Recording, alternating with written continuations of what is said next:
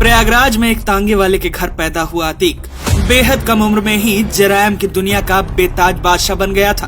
रंगदारी, फिरौती, अवैध कब्जा अतीक के उद्योग धंधे बन चुके थे। सपा के संरक्षण में पल रहे माफिया अतीक के खौफ से कोई भी जज उसके केस की सुनवाई नहीं करना चाहता था। एक दो नहीं बल्कि 10 जजों ने अतीक के केस पर फैसला सुनाने से खुद को अलग कर लिया था। पुलिस गलती से भी कभी उसके घर के आसपास नहीं भटकती थी।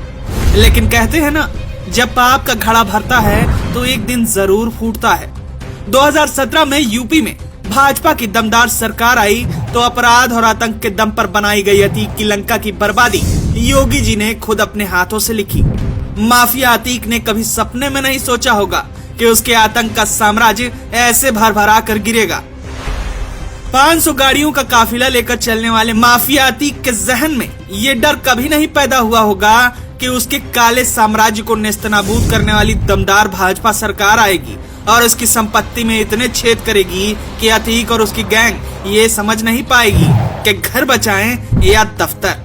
जहां माफिया अतीक अहमद अपनी अपराध की अदालत लगाता था और खुद को जज समझ फैसला सुनाता था, योगी जी ने उसके दफ्तर को पलक झपकते ही जमींदोज करवा दिया।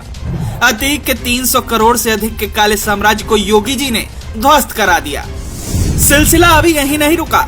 योगी जी ने अतीक की ध्वस्त हुई जमीन पर भूमि पूजन करके गरीबों के घर की नींव रखी। सरकार को अपनी जेब में रखकर चलने वाले अतीक की अवैध संपत्ति पर अब चुनाव आयोग का सरकारी दफ्तर बनने जा रहा है।